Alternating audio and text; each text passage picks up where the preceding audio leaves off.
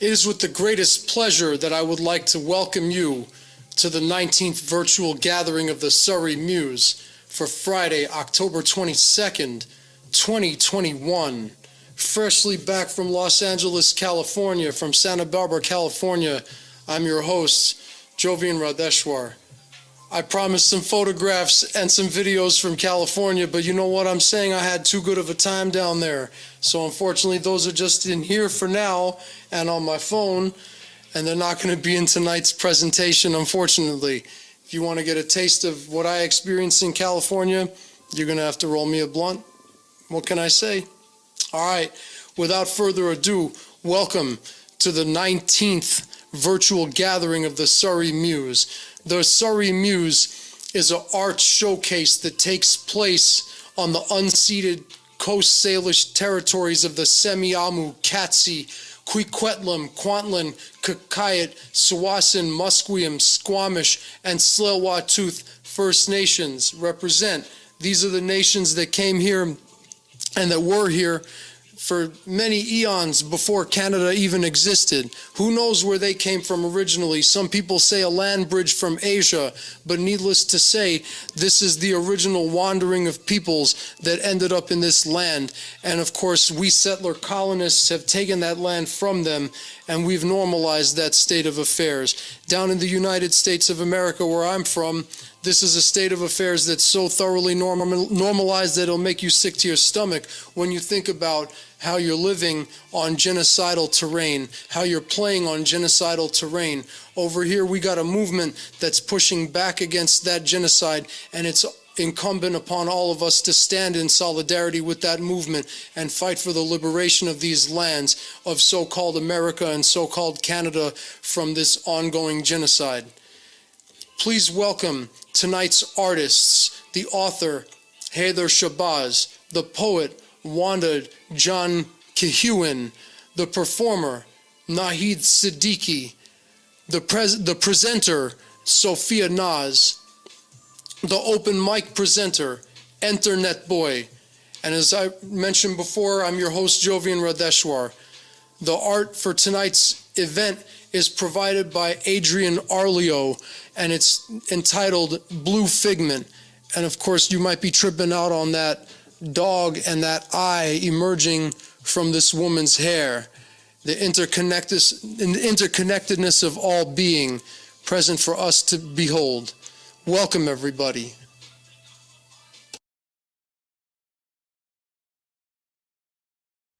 Please welcome, everybody, tonight's featured author, Haider Shabazz. Haider Shabazz is a translator, writer, and a student of literature, a recipient of the 2020 Jawad Memorial Prize for Urdu English Translation. He has received awards and fellowships from American Literary Translators Association, University of East Anglia, and the Black Mountain Institute. Haider is the translator of Mirza Athar Beg's novel Hassan's State of Affairs, published by HarperCollins India in the year 2019, back in the before time. His other translations have appeared in Asymptote, Words Without Borders, Brooklyn Rail, and elsewhere. Presumably many places, eh? At this time, in addition to doing his current translation projects, he is doing a PhD in comparative literature at UCLA. Los Angeles represent. Welcome everybody. Haider Shabazz.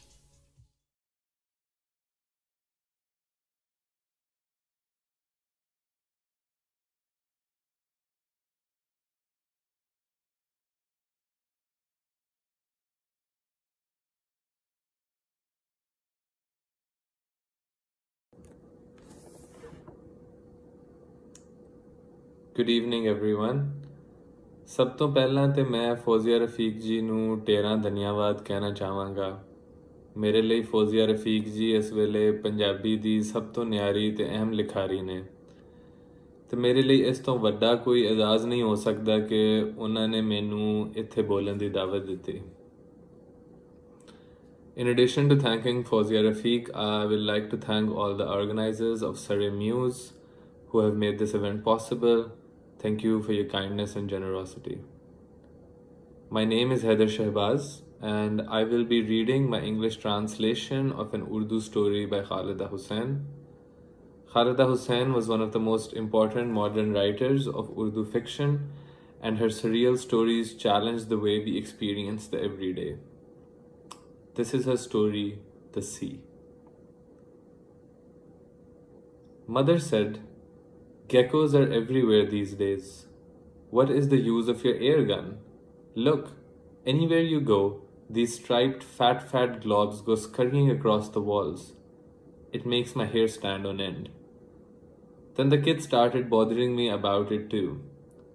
Those days people used to tie balloons on cardboard, hand out hair guns, and in this way set up a makeshift shooting range on the street. I used to like taking shots at the balloons when I was walking to the market. All my shots would hit the mark. I would burst all the colorful balloons, then hand back the air gun, hand 2 rupees, and keep walking. It was just a hobby, a time pass. But there's a difference between taking aim at a balloon and a living being. I did not realize this. I took out my air gun. All the kids gathered around me. It was glued to the pale yellow wall, close to the bend where the wall and the ceiling met. Small little feet, fat swollen stomach, a long tapering striped tail. It made my flesh crawl. The awareness of death's arrival penetrates the atmosphere before death arrives. I was taking aim when it slowly moved a few inches forward. I was very surprised. I took aim again, pulled the trigger, and the next moment, it was without a tail. "Oof, the tail!" everyone screamed.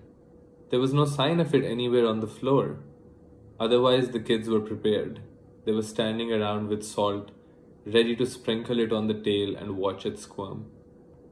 The part of the body that keeps writhing and thrashing after being severed from the whole. From the mind.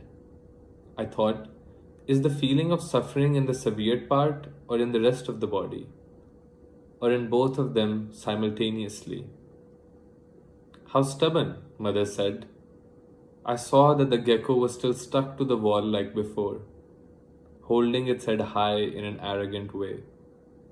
I wearily put the air gun on the floor and came outside. Right then, my friend Masood arrived out of nowhere. He had a bundle of towels fastened to the back seat of his scooter. I remembered, when I saw him, that we had planned to go to the beach. The tide was going to be too high soon, so we wanted to visit now. I took my swimming trunks and got on the scooter. The wind was strong, and Masood was used to riding his scooter very fast. He had tied a colorful bandana on his head to keep his hair from blowing in the wind. He was wearing large black sunglasses, but I didn't have any of this protection. "How long have you lived in this city?" I asked in a loud voice. "Man, you can't ask some other time," he laughed. "No, tell me now." "I was born here." "Okay." I felt my own exile intensely. I could never get used to the wind, sand, and dampness of this city. I had left behind many winds and scents, streets and houses, but they still breathed inside me, and the streets and winds I found myself in now, I did not breathe in them. More than anything, I could never get used to the beach. The sea was odd to me, strange, impersonal. I often told Masood, "This is your sea. I have no relation to it. I don't even get wet when the water touches me.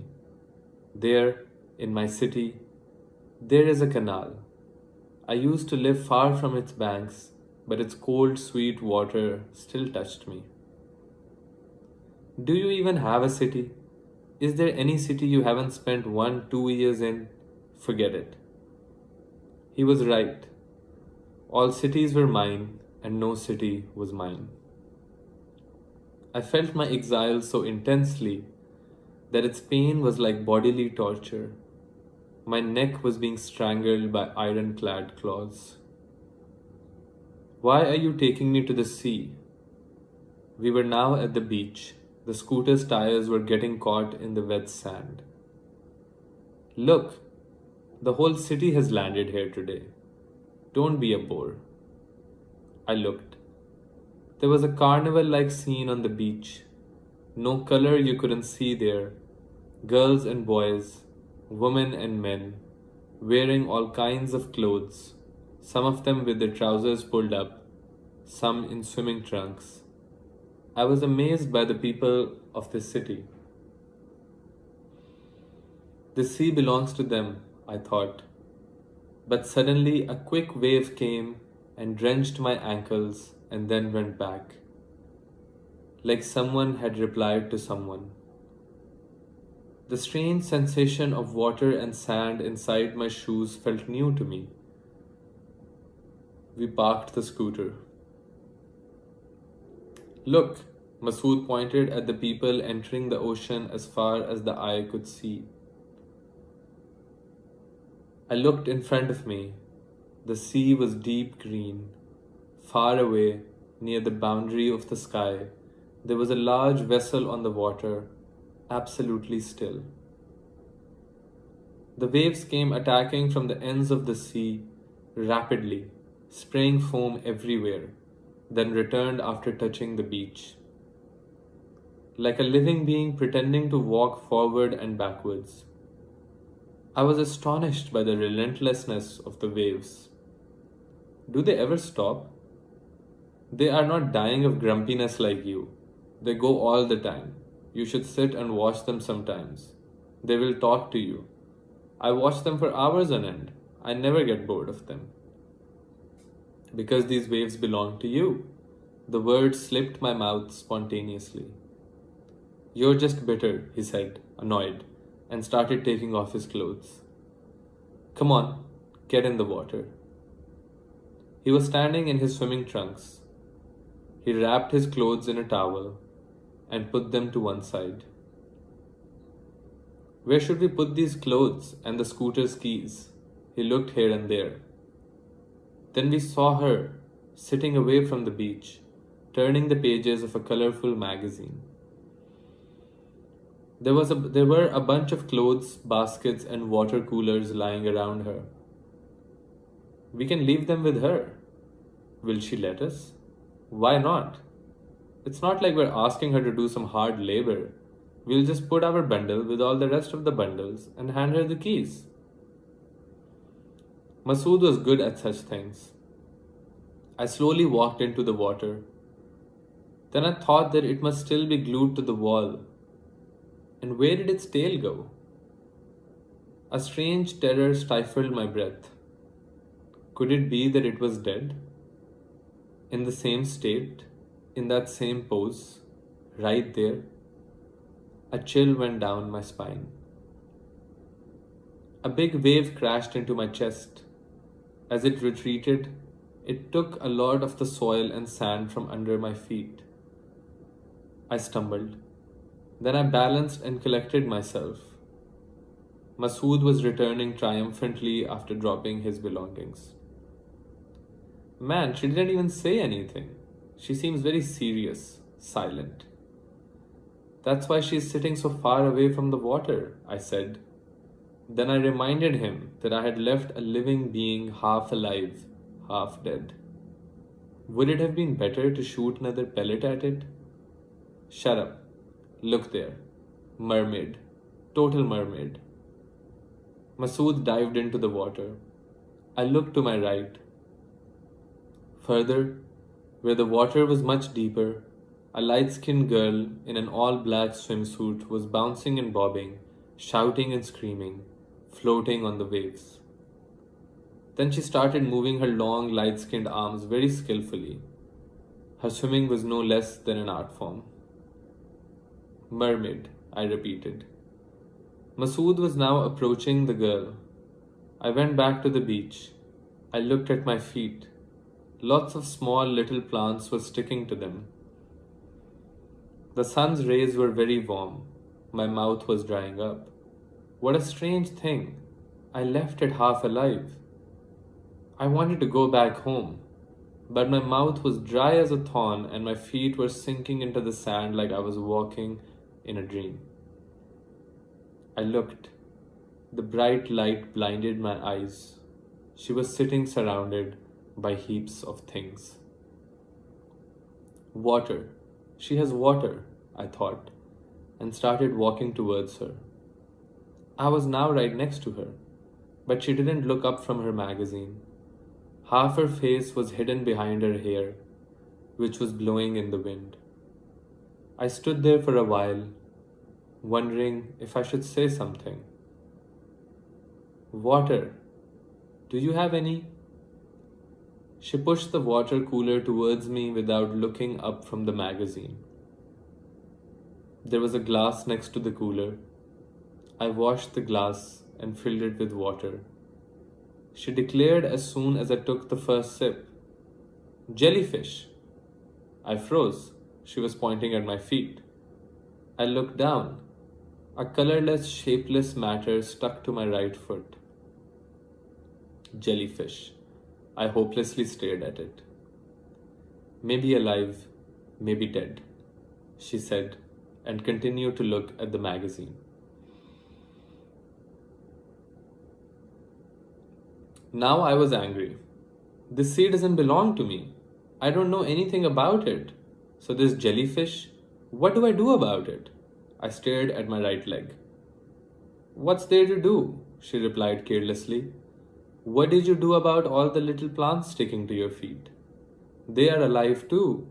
They breathe too. They become happy. They get frightened. She didn't look up from the magazine. And how can you say that the sea doesn't belong to you? I put the glass on the sand without drinking the rest of the water. Today, I was caught in half-alive things. Beads of sweat appeared on my forehead. So it's my fault, this jellyfish, these plants. It's nobody's fault. All these cliffs, this beach, they are all made up of living beings. She turned the page of the magazine. My friend Masood was far away now, swimming with the mermaid. The sea belongs to everyone. She suddenly started talking again. Then why don't you go in it? Why are you sitting here and looking after other people's stuff? I could not hide my anger. She laughed lightly, but she still didn't look away from the magazine. Half her face was hidden by her hair. Black, soft, shining hair.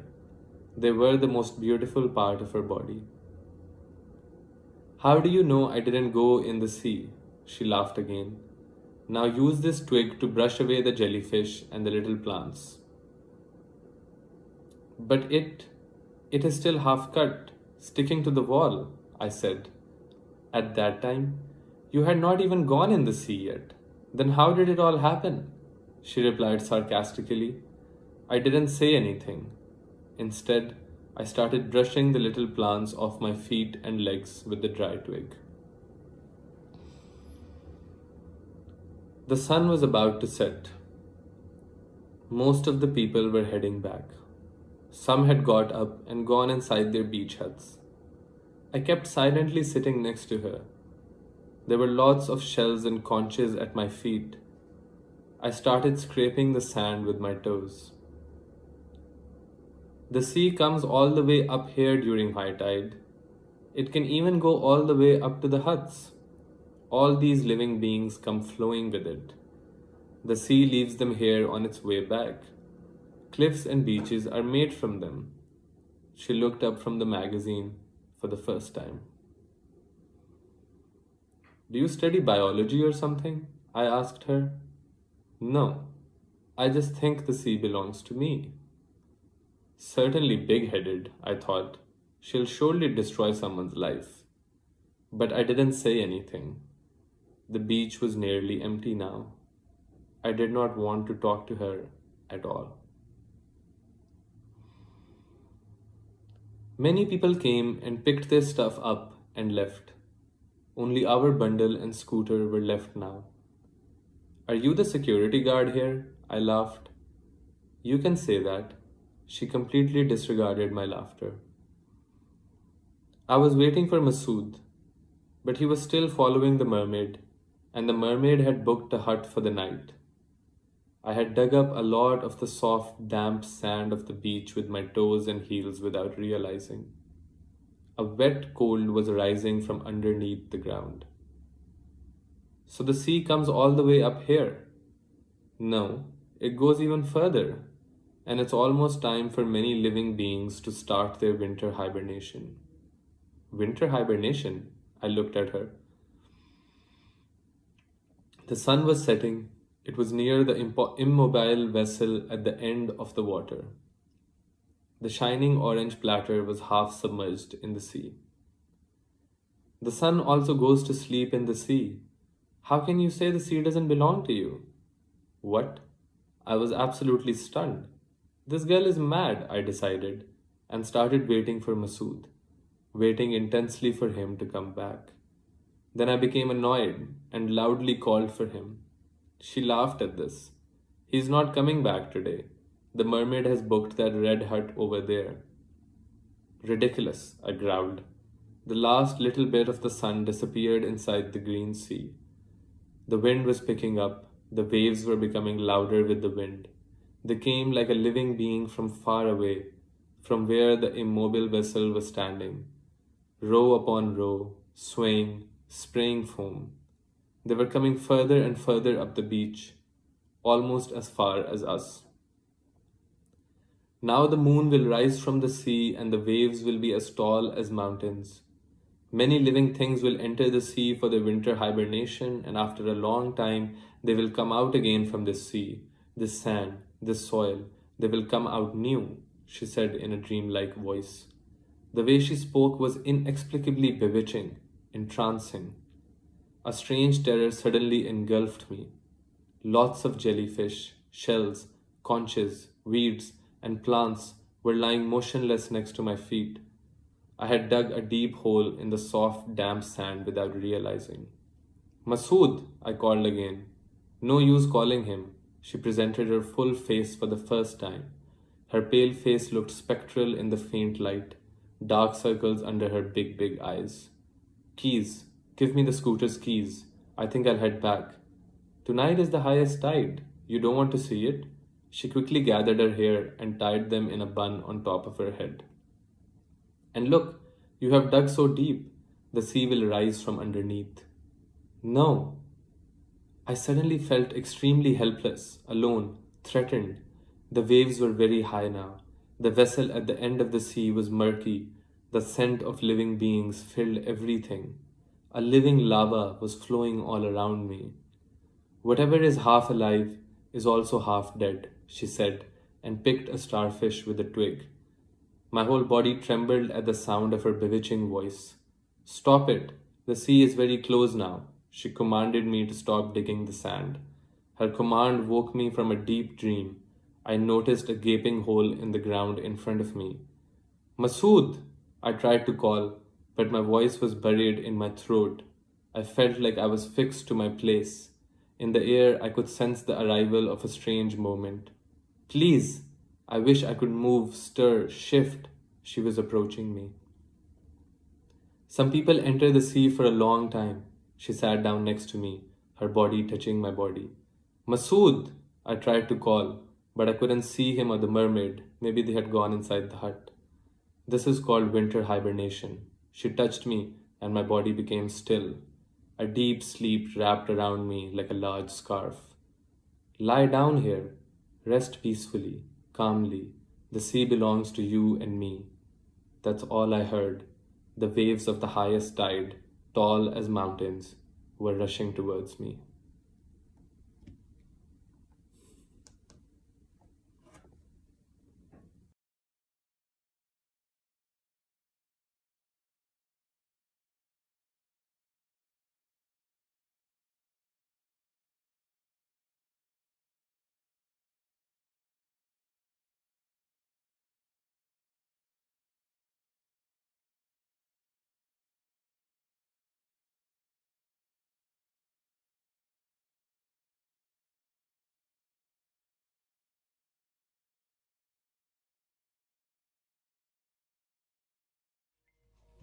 Please welcome everybody, Wanda John Kehewin. Forgive me if I've mispronounced your name. Wanda John Kehewin is a Cree poet and fiction writer and is tonight's featured poet.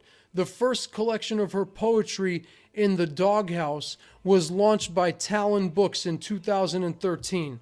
Wanda has been published in Quill's Poetry, Salish Seas, UBC's Aboriginal Anthology, and SFU's Emerge. She has presented her work at various venues, including Co-op Radio, the Writers Union of Canada, Word Arts Live, and Surrey Muse. Wanda is a graduate of Simon Fraser University's Writers Studio, and she uses writing as a therapeutic medium to understand and respond to the near decimation of First Nations culture, language, and tradition. Wanda studies part-time at the UBC taking creative writing courses while working on her new book of poems and short stories. Mad props. Welcome, Wanda John Kehewin.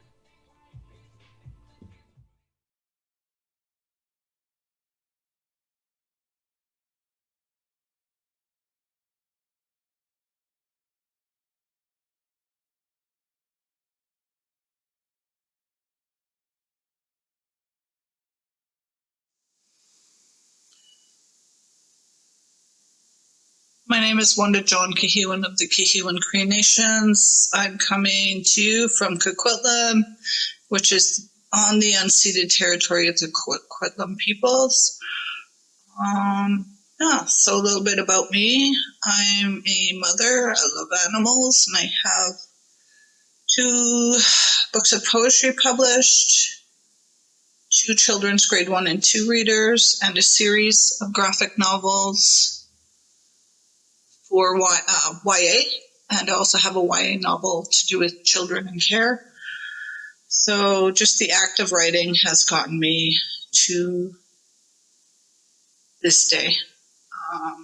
I am grateful to have had amazing teachers growing up, and I am also grateful to have had the gift of writing to get me through. So I'm currently in the MFA at UBC, and it's a wonderful program, absolutely wonderful. I've learned so much, met so many wonderful people, and gotten opportunities that I otherwise wouldn't have gotten. So I'm just going to read to you from new work.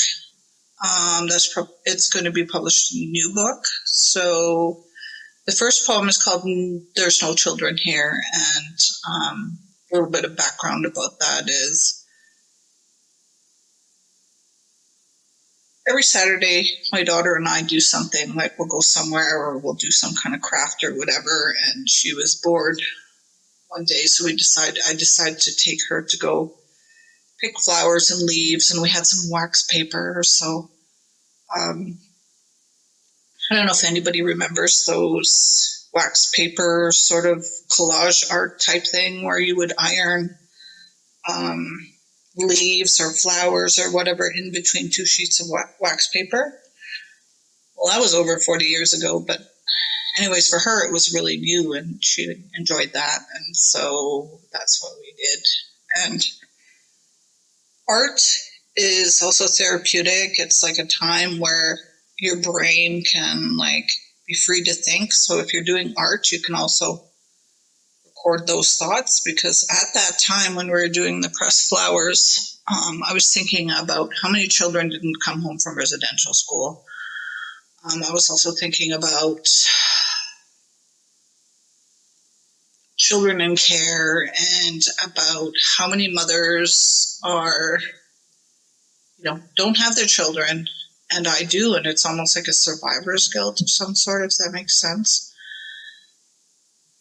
But yeah, so when I did this 45 years ago, I don't know, in grade 1, 2, maybe even grade 4 as well, we did it at school, and I was like, this is great. I'm actually doing this with my daughter. She was 8 at the time. She's 9 now. But for her, it was normal.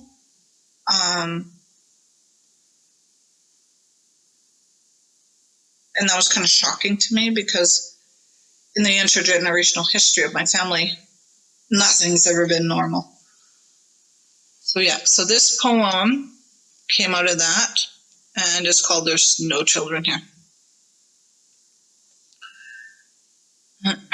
Pressed flowers between waxed paper, melted into colonial preserves of memory jam, hanging onto cliff by fingernail and obligation, just disappeared, poof, poof, poof.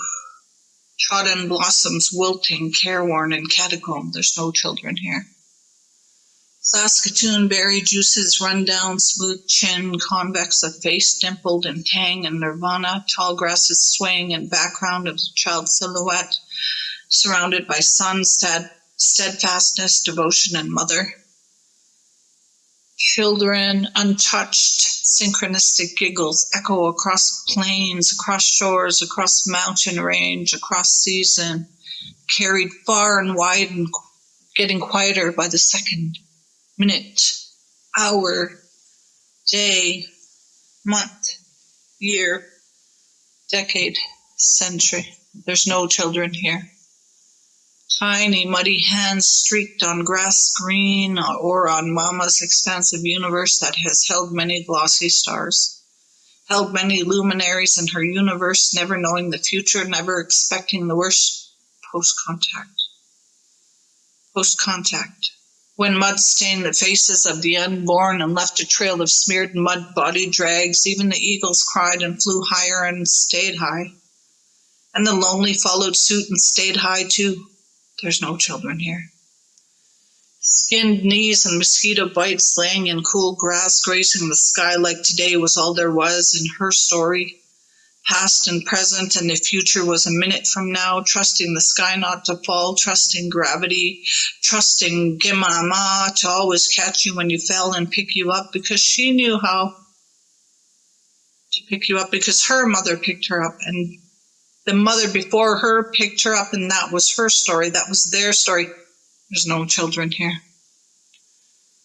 Chestnut hair in summer, sun parted down the middle of universe, 2 braids like freshly picked sweetgrass grace the child's back, absorbing steadfast sun who would always be there like family.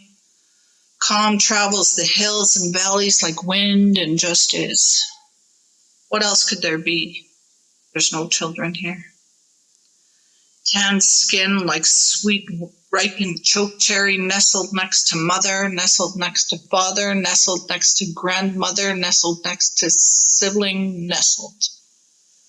Staring up at open skies into the night, counting the stars that would always be there, like moon shining brightly for child and mother, millions and millions of feet apart always. Deciphering cloud shapes in the sky alone. In Cree, Wapos, Sisi, Pasquamustus, Askipawa, Gimama, Gipapa, Nukum, Musum. Untouched by reason to create new words, poof, poof, poof, English. There's no children here. Kisses upon silk, Saskatoon painted face, soft callous fingers slide and rest upon trusting back.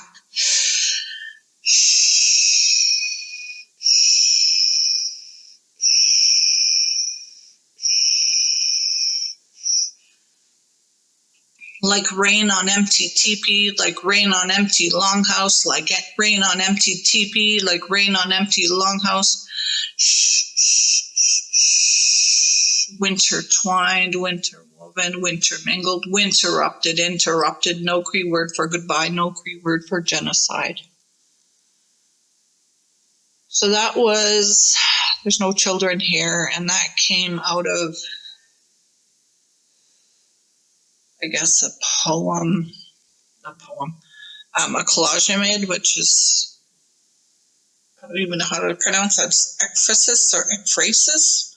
So that came out of that, like creating art out of something, you know, like you could take like I had to look at this picture here and just create a poem, or, you know, take a scene or take some sort of art and just create a poem out of that, or create my own art and create poetry out of that, which I did with the wax paper pressed flowers.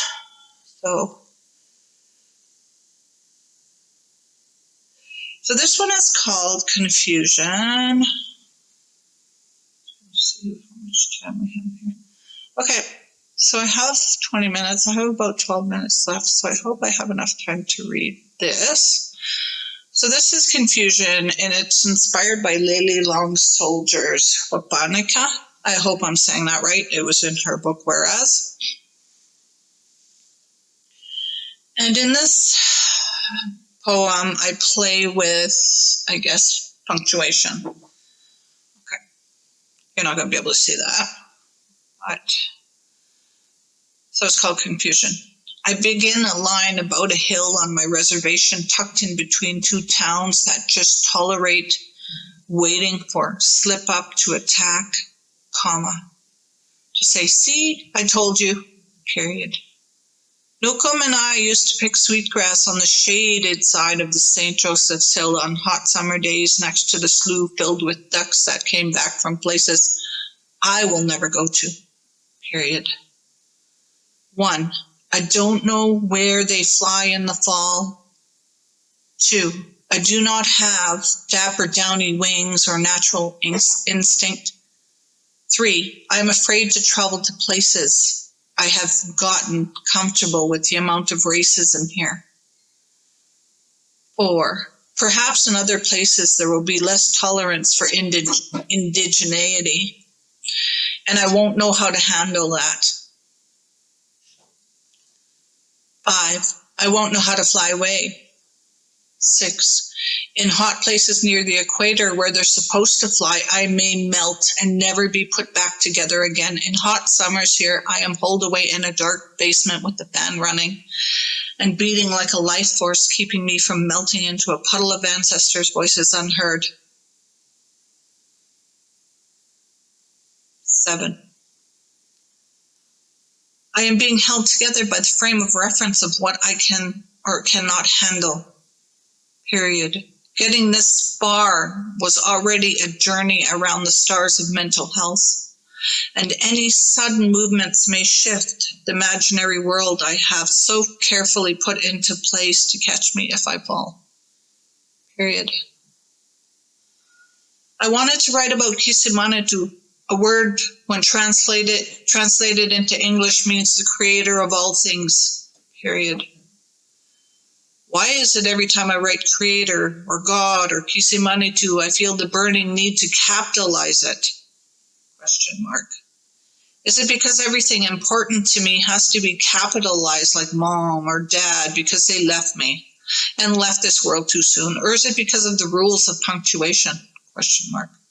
Or is it because I do not want creator or God or Kisimanatu to be angry with me? Is capitalizing a way for me to show their importance, as if creator or God or Kisimanatu would ever sit on top of St. Joseph's Hill, cup of coffee in hand, reading my poems to figure out if I always capitalize their earthly names. perhaps creator or God or Kisemanitu already knows what I am going to write before I even have the thought of writing it, comma. Not sure if this punctuation should be a question mark or a period or a comma. I don't have an answer either way, period.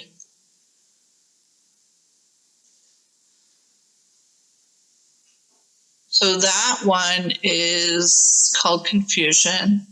That's the shorter version of it. So, yeah, I will read another poem for you. So, let's see. This one is for Chief Kehewin. Let's read that one.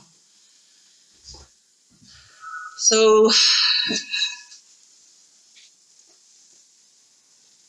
it's called Chief Kehewin. Yeah, like I said, noise.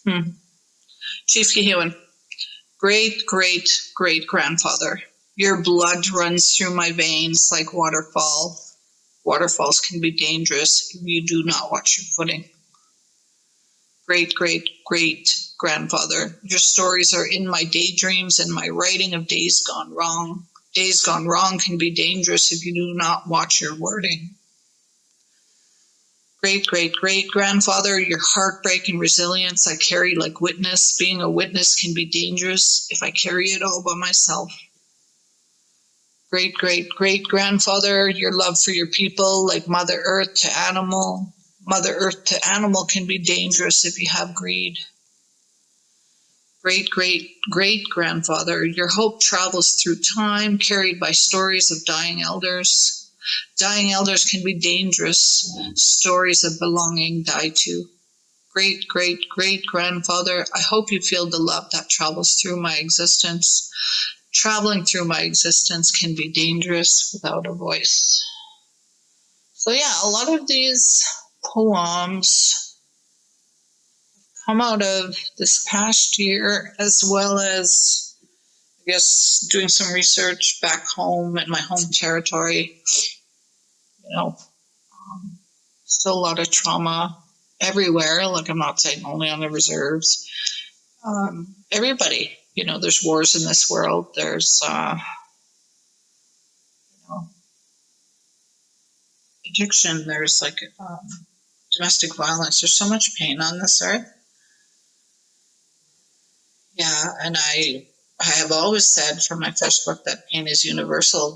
That a mother, you know, in a war-torn country, holding her son, her dying son, in her arms, is going to feel the same pain, or similar pain, I should say, to somebody who is holding their child, you know, or maybe never got to hold their child, you know, from like an overdose, or, you know, police coming to you on the reservation, coming to tell you that your child is gone or something like that, right? So this pain that we're all like suffering on this earth, and just try to be kind to each other and understand, you know, and not be judgmental, even though it's really super hard. Yeah. So I have a few minutes left. Okay, this one is called The Last Buffalo Standing. What would you do if the last of the buffalo to keep you alive to sustain you for another cold winter died? Died in front of you, killed by the men in red, hired to wait for you to impede on laws they made up every day to suit their purposes of genocide, of displacement, waiting for you to misstep so that you could die for their mistakes. What would you do if you had to watch your child die from starvation, smallpox, measles, passed around in blankets by people who just hated you for being brown, just hated you for not believing in their ways, just hated you for the belief in your own ways, while taking their flour, lard, and salt because your whole community was starving, not believing in their white papers made from the trees they cut down and spent mere hours making a treaty out of what they wanted. And by the grace of God and the Queen apparently spared some and crucified others. What would you do if your children were forcibly taken from your forcibly taken from your home and put in boarding schools to learn new ways, and told them they were dirty savages, and told them they were dirty, told them that their language was a sin, told them that their hair was disgusting, beaten for speaking their mother tongue, what would you do?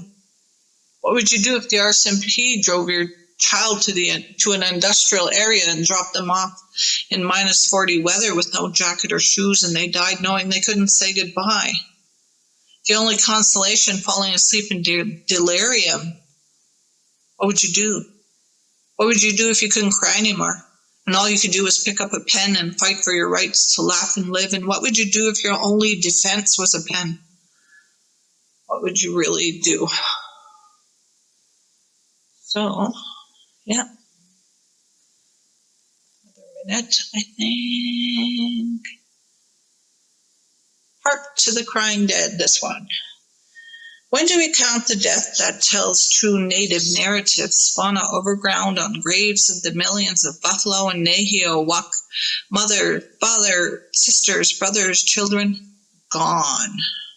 Metal beasts lay iron over graves and greedy black gold glory.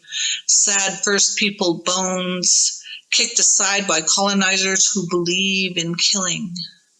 Prayed for jigsaw bones tossed aside like old tree roots. Everything in the path killed just for being there and aware. When do we count the tears that flow like rivers of loved ones gone missing in thick air lying?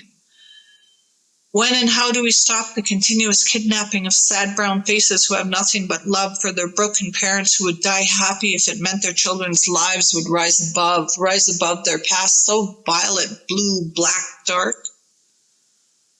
All ancestors, angels would greet them and their souls would finally rest. So yeah, thank you very much. These are going to be in my new book of poetry. Yeah, I think I'll just stop there and just say thank you for listening, and I truly send out love, peace, and light to you. Thank you.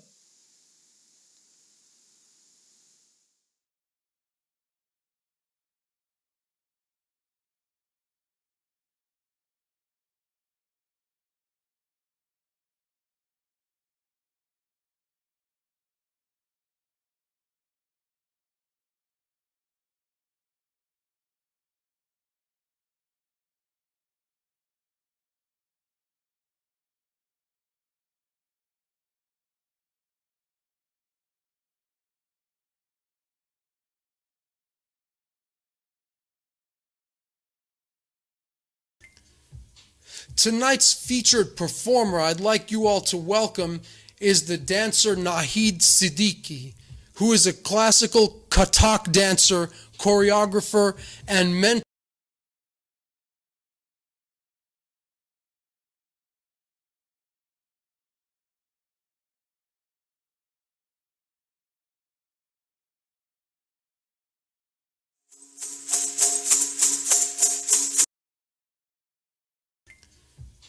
Tonight's featured performer I'd like you all to welcome is the dancer Naheed Siddiqui, who is a classical Kathak dancer, choreographer, and mentor who lives and works in Pakistan and England.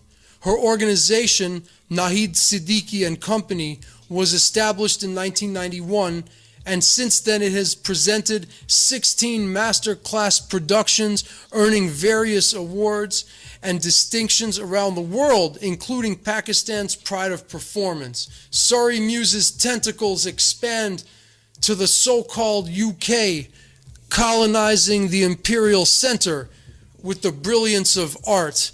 Naheed's most valuable contribution is to evolve her own expression and style, infusing new themes in classical dance.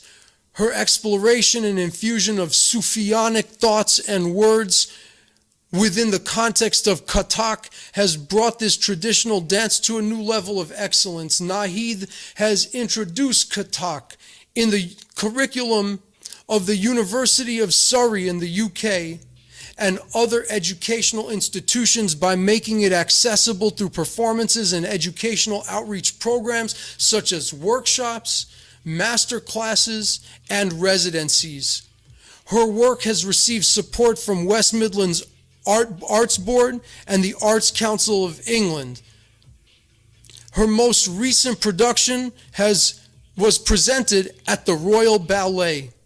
Naheed learned her art from Maharaj Ghulam Hussain Khatak and Pandit Birju Maharaj.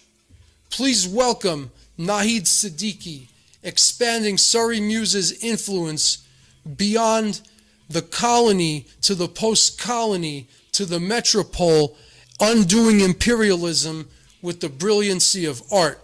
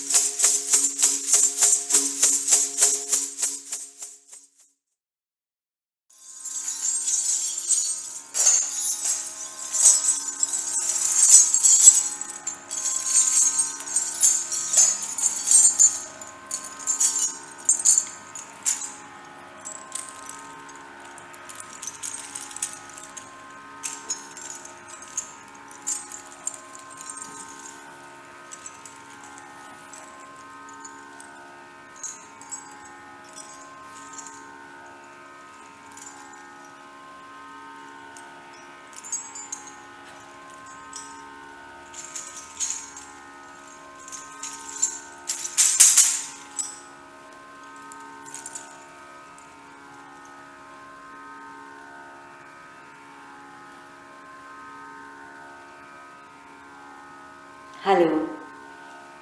I just wanted to tie the ghungroos so that I can tell you that ghungroos are the ankle bells, and they are important for all classical forms, but in Kathak, this string which I was tying actually is really more than 2 meters long.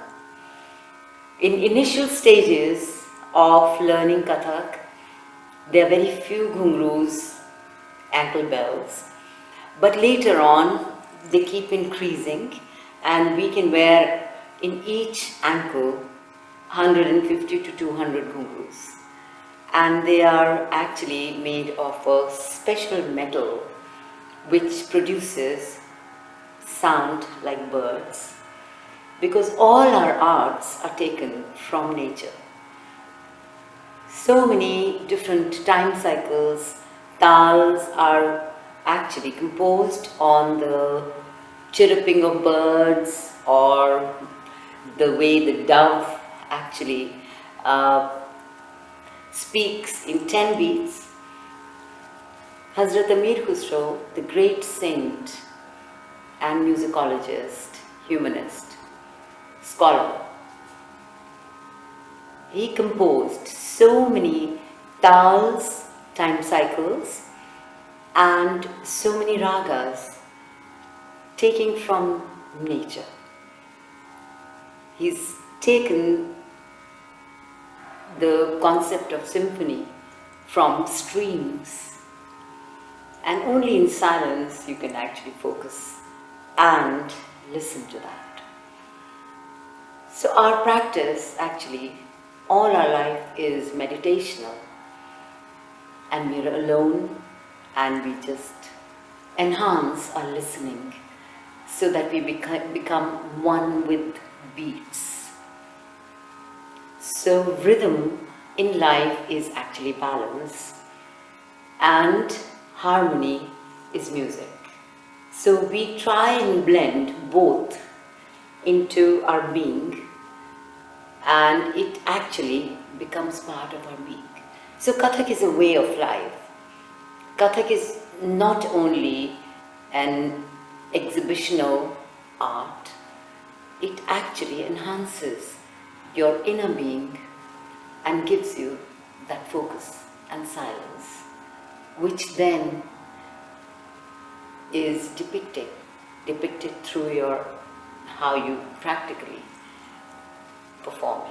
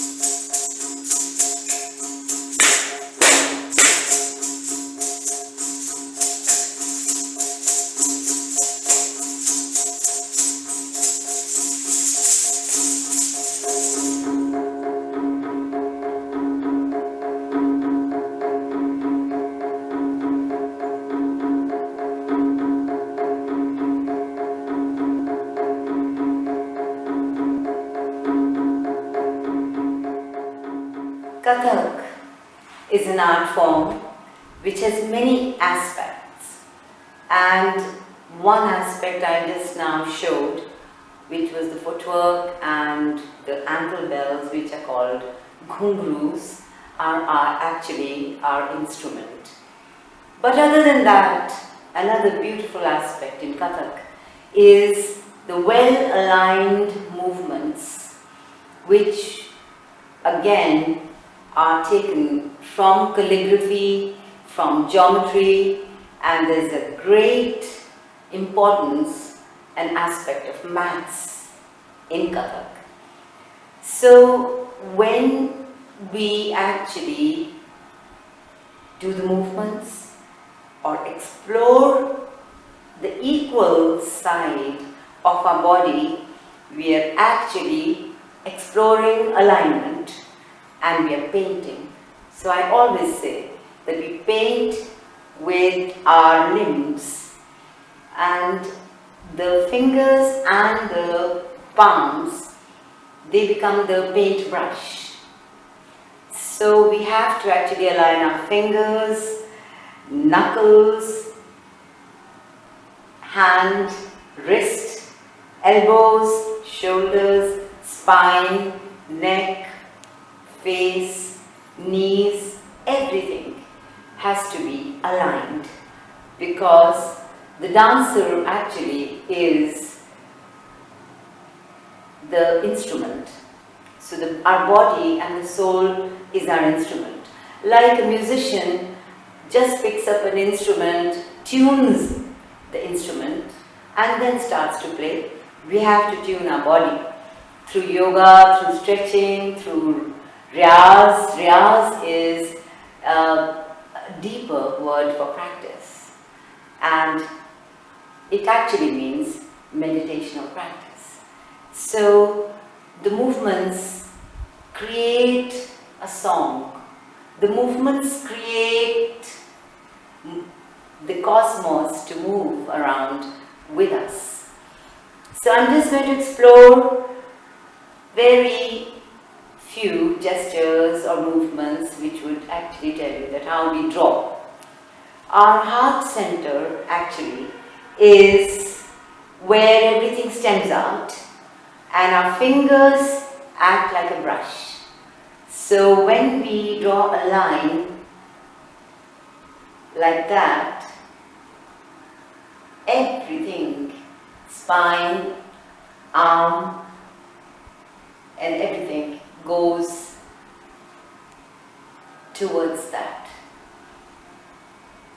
When we do this, our emotions go with the movement. When we expand like that, the expansion of the universe engulfs us.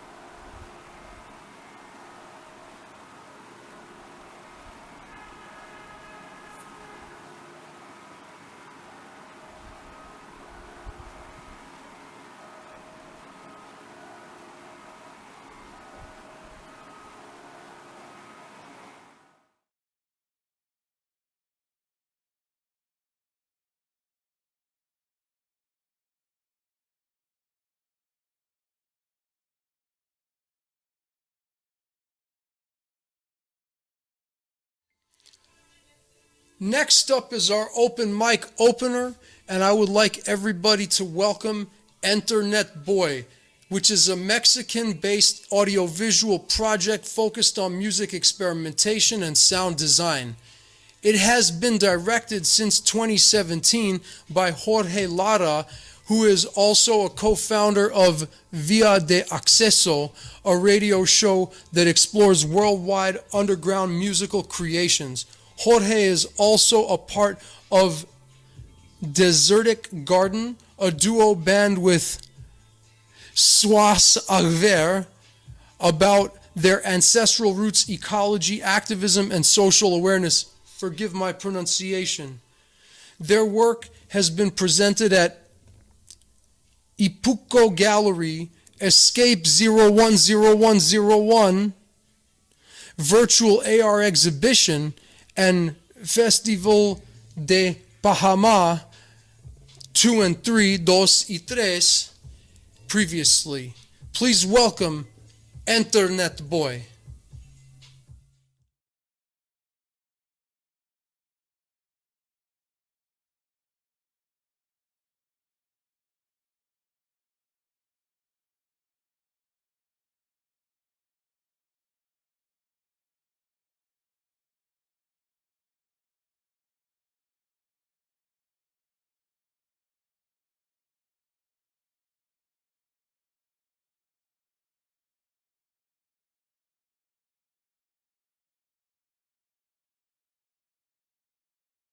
Hola a todos, yo soy Internet Boy y estoy agradecido de estar en Surrey Muse como acto de apertura para el Open Mic. Y en esta ocasión les voy a mostrar un set que hice improvisadamente en el que muestro mi proceso de trabajo y está lleno de sonidos ambient, noise y electrónica experimental. Un saludo y que sigan disfrutando del show.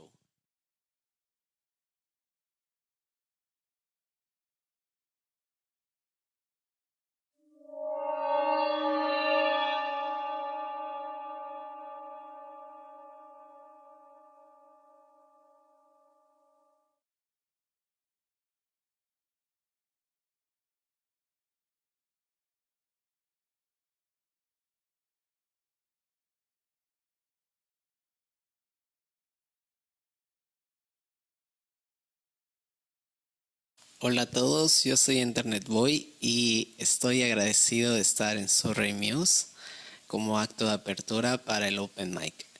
Y en esta ocasión les voy a mostrar un set que hice improvisadamente, en el que muestro mi proceso de trabajo y está lleno de sonidos ambient, noise y electrónica experimental. Un saludo y que sigan disfrutando del show.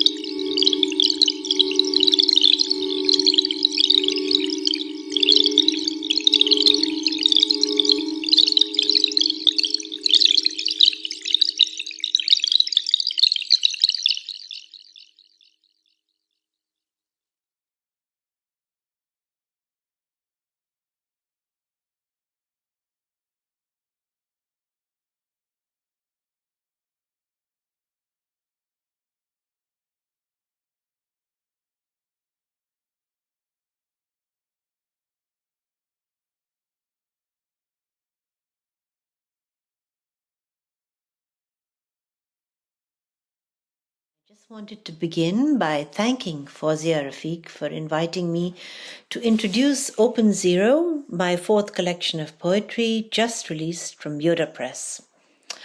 I wrote Open Zero after losing my California home to wildfires in 2017, and at its crux, the book is a meditation on the many shapes and forms that loss takes in our lives. I also wanted to mention that I've done the artwork that appears on the cover and before each section of the book.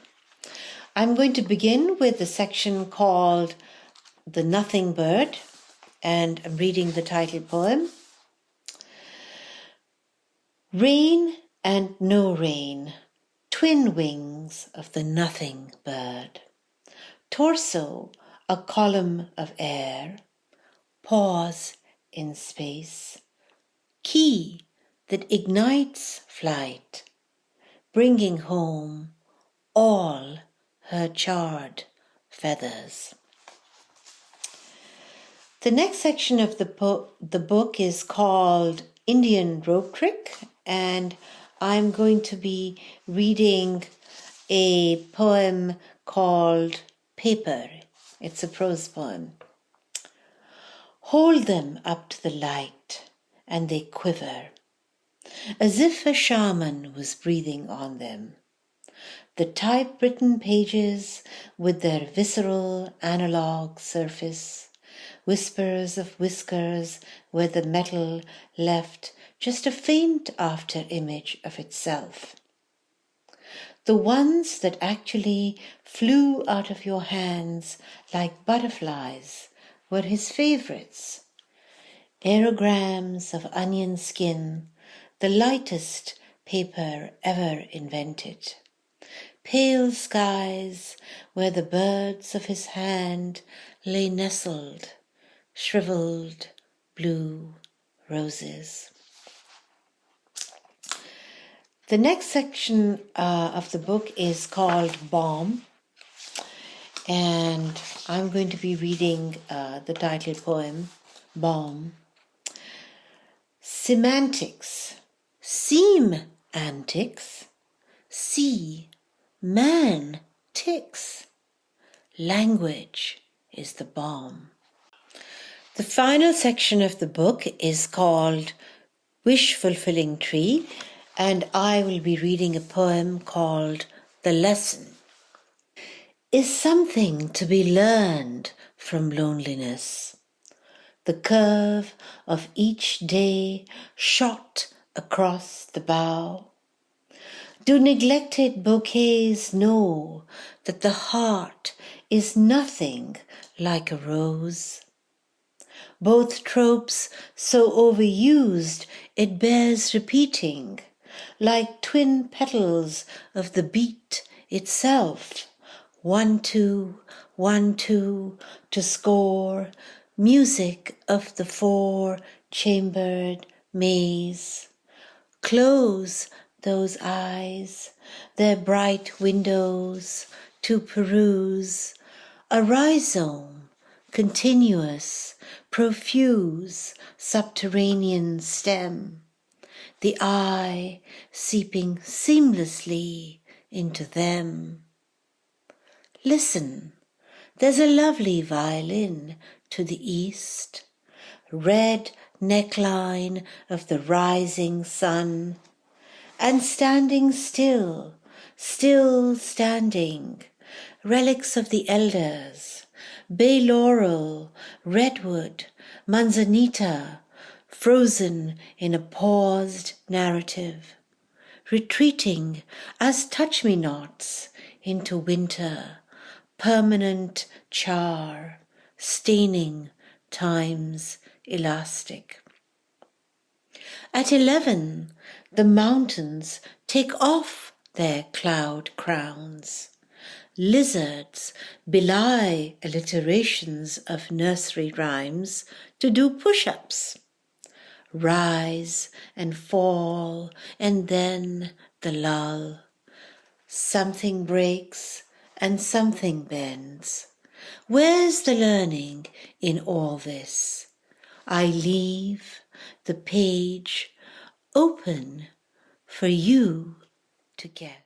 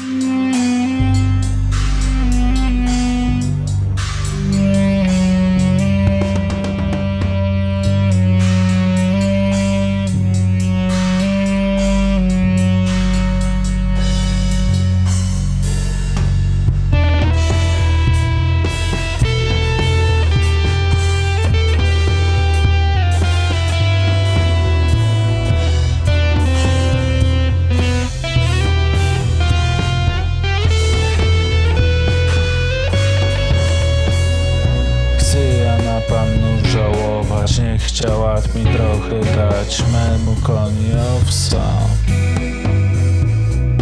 Niż ty panno bych miał, u mnie wisi jako skał, nożyk przy biedrzycy. Roży panno w świeczeczku, przysuczywa tratwiczku, jako pirwe było napisane pierzynie, damy sobie dowolę piwa i miedu.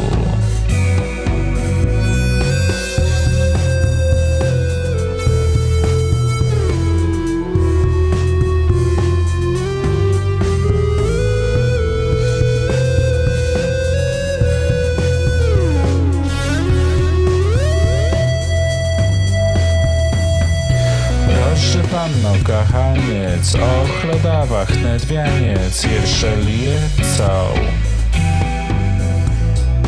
Aktorak może cał by ci dała, z tymi starcha ci, kto pirwę przybiegł. Niżli panno bych był ślep, uderzy mnie kijem w kierz, wyżenu zajedce. Jeśli panno bych był ślep, uderzy mnie kijem w kierz, wyżenu zajedce.